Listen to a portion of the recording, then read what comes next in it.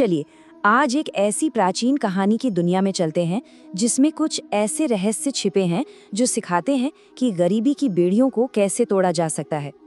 ये सिर्फ एक कहानी नहीं बल्कि वो ज्ञान है जो सदियों से चला आ रहा है और यकीन मानिए आज भी उतना ही काम का है। और इस सब की शुरुआत होती है एक बहुत ही गहरे सवाल से। देवी पार्वती ने भगवान शिव से पूछा कि इंसान ऐसा क्या करे, क्या याद रखे कि वो जिंदगी में कभी धोखा ना खाए, परेशान ना हो और कभी गरीब ना रहे। ये एक ऐसा सवाल है जो हम सबके मन में कभी ना कभी जरूर आता है। तो इसका जवाब क्या था? देखिए, दिलचस्प बात यह है कि भगवान शिव ने कोई सीधा सीधा उपदेश नहीं दिया, बल्कि उन्होंने जवाब देने के लिए कहानी सुनाई। एक ऐसी कहानी जिसमें ज्ञान की 5 चाबियां छिपी हैं। तो कहानी शुरू होती है एक परिवार से। एक माँ और उसके 6 बेटे। उनकी हालत बहुत ही ज्यादा खराब थी। मतलब इतनी गरीबी कि 2 वक्त की रोटी भी मिलना मुश्किल था। उनका पूरा जीवन बस डर और लाचारी में ही कट रहा था। और उनकी मेहनत का सिला क्या मिलता था? पूरा परिवार दिन भर कमर तोड़ मेहनत करता था और बदले में मिलता था सिर्फ 3 पाई जौ।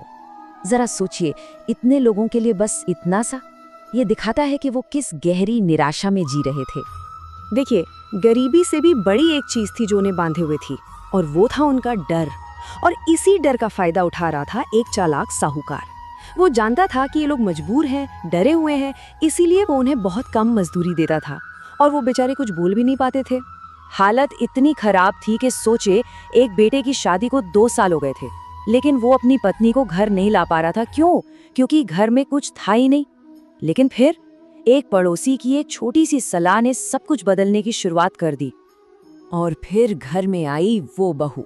ये कहानी का सबसे बड़ा टर्निंग पॉइंट था, क्योंकि वो अपने साथ सिर्फ एक नया सदस्य नहीं लाई थी, वो अपने साथ एक नई सोच, एक नई समझ लेकर आई थी जो उस ठहरे हुए माहौल को बदलने वाली थी। घर में आते ही उसने सबसे पहला काम क्या किया? घर में जो सब अलग अलग चूल्हे जला रहे थे ना, उसने वो सारे चूल्हे तुड़वा दिए और कहा कि आज से सिर्फ एक ही चूल्हा जलेगा। अब ये सिर्फ चूल्हा तोड़ना नहीं था, ये एक संदेश था कि अब से हम सब एक हैं। हमारी मेहनत, हमारी कमाई सब एक है। इसके बाद उसने अपनी डरी हुई सास को हिम्मत दी। उसे तैयार किया कि वो साहूकार के पास जाए और अपनी मेहनत का सही दाम मांगे। और उसकी स्ट्रैटेजी देखिए, पहले 3 गुना मजदूरी मांगो और जैसे ही वो मान जाए फिर से 3 गुना और मांगो। मतलब सिर्फ हिम्मत नहीं, हिम्मत के साथ दिमाग भी। लेकिन मजदूरी बढ़ाना तो सिर्फ पहला कदम था। उसकी सोच इससे कहीं आगे की थी।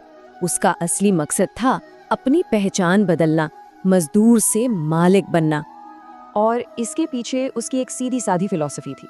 वो मानती थी कि अगर तरक्की करनी है तो सबसे पहले अपनी सोच को बड़ा करना होगा, क्योंकि छोटी सोच वाला इंसान कभी भी गरीबी के कुएं से बाहर नहीं निकल सकता। तो प्लान क्या था? बहुत सिंपल। रोज जो भी कमाई हो उसमें से बस थोड़ा सा अनाज बचाना।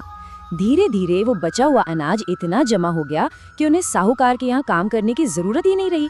और उसी जमा किए हुए अनाज से उन्होंने अपनी खुद की एक छोटी सी दुकान खोल ली। अब यहाँ से कहानी एक नया मोड़ लेती है और भी रोमांचक हो जाती है। एक दिन रानी का कीमती हार खो जाता है।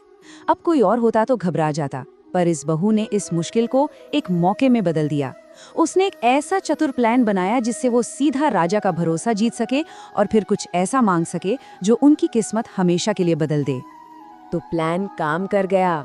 राजा बहुत खुश हुए और बोले, मांगो, तुम्हें क्या चाहिए? अब सोचिए, उसके पास कुछ भी मांगने का मौका था, लेकिन उसने जो मांगा ना, उसे सुनकर राजा समेत पूरा दरबार हैरान रह गया।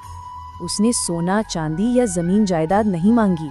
उसने कहा, महाराज, मुझे बस ये वरदान दीजिए कि दिवाली की रात पूरे शहर में कोई भी अपने घर में दिया नहीं जलाएगा, सिर्फ और सिर्फ मेरे घर में रोशनी होगी। अब उस रात का सीन सोचकर देखिए। दिवाली की रात है, पूरा शहर घने अंधेरे में डूबा हुआ है और उस अंधेरे के समंदर के बीचों बीच बस एक घर है जहां से रोशनी आ रही है। एक अकेला दिया टिमटिमा रहा है। और फिर वो होता है जिसके लिए ये सारा प्लान बनाया गया था। माना जाता है कि धन की देवी माँ लक्ष्मी जब उस अंधेरे शहर में उस अकेली रोशनी को देखती हैं तो वो उसी घर में प्रवेश करती हैं और उनके आते ही वो झोपड़ी एक पल में एक आलीशान महल में बदल जाती है। तो ये थी वो अद्भुत कहानी।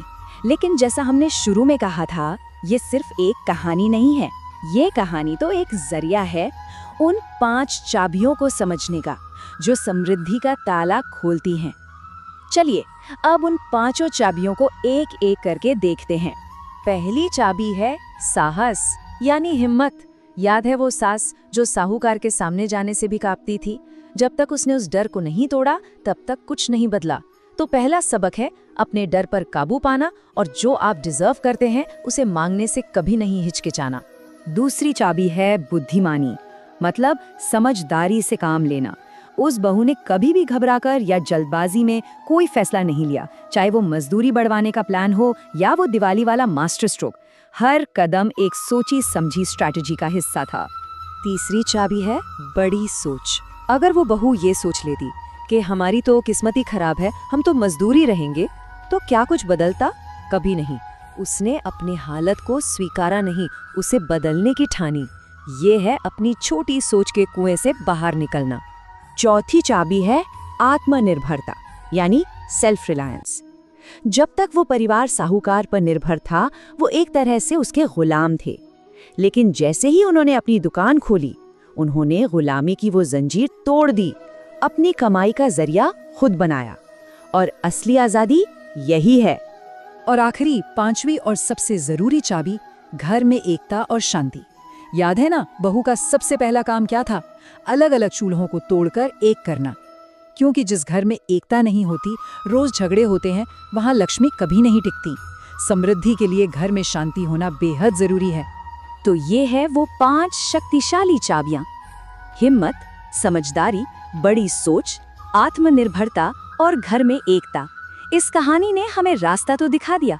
अब सवाल ये है कि हम अपनी जिंदगी में समृद्धि का अगला दरवाजा खोलने के लिए इनमें से कौन सी चाबी इस्तेमाल करने वाले हैं।